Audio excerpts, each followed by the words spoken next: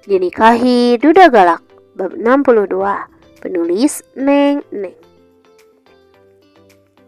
Akhirnya kita pulang juga, ucap El berjalan tertatih. Dengan tangan kiri memegang bokongnya yang masih terasa ngilu, sementara tangan kanannya sibuk membawa 4 piala yang mereka dapatkan dari berbagai lomba tadi. Hore! Piala kita banyak!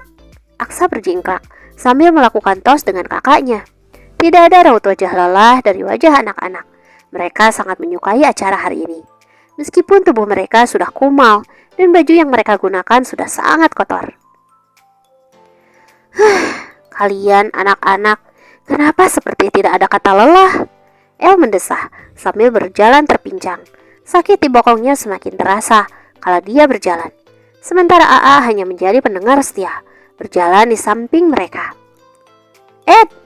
Suara itu membuat El kembali membulatkan matanya tidak suka. Ed memutar tubuhnya. Iya say, mau pulang ya? Tanya Ed pada perempuan di hadapannya. Iya, kau juga ya? Tanyanya dengan senyuman lembutnya, membuat dada El kembali terasa panas. Iya, kalau begitu hati-hati di jalan. Sampai jumpa besok di kantor, ucap Ed menatap perempuan itu sambil tersenyum. Dada El hampir saja meledak karena menahan panas. Sampai jumpa di kantor? Jadi, mereka sering bertemu di kantor? Batin El histeris. Kau juga hati-hati ya, ucapnya lagi. Setelah mereka terlibat obrolan singkat sejenak, lalu perempuan itu berlalu pergi setelah menjabat tangan Ed dan El. Dasar AA, gak ingat umur, gak punya perasaan. El berlalu pergi dengan kecepatan supernya. Loh, kenapa jalannya cepat sekali? Tadi jalannya susah banget. Katanya lagi sakit bokongnya. AA mengerutkan keningnya, lalu terkekeh. Anak-anak berlarian mengikuti langkah El yang terburu-buru menuju mobil. The power of cemburu. AA menggoda El, kala anak-anak sudah terlelap di kursi belakang. Apa sih? El mendelik tidak suka, membuang wajah ke jendela mobil. Iya, karena cemburu, kita jadi memenangkan lomba tarik tambang. Karena cemburu juga, bokongmu jadi sembuh seketika. AA terkekeh lagi. Beda dari biasanya, laki-laki yang terlihat masih muda, tapi selalu dipanggil aki-aki oleh istrinya itu, hari ini banyak tersenyum.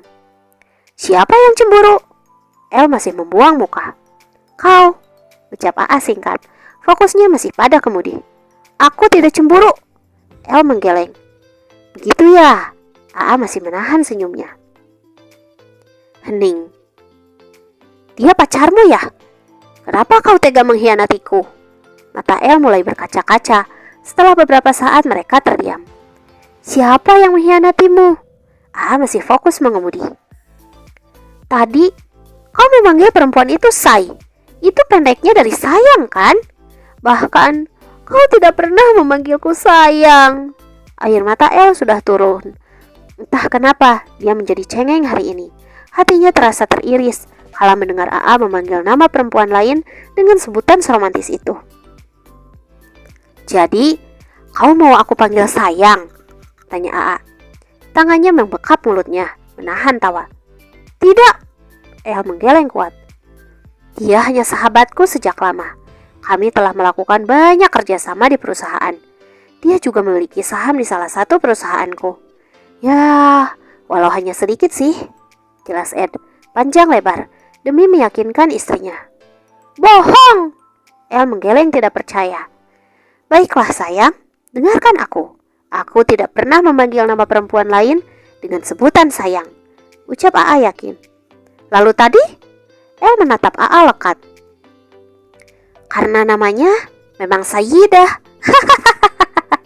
Akhirnya tawa AA lepas juga. Apa? Plus. Seketika wajah El memerah, semerah tomat masak.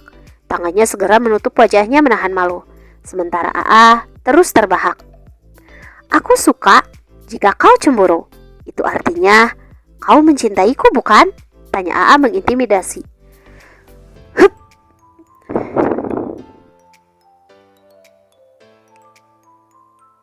Ting. Welcome to Malam Jumat. Sebuah chat datang dari ibu yang sudah amat senior dalam urusan rumah tangga. Yah, sayang, suamiku lagi ada tugas di luar kota. Malam Jumatnya kelabu.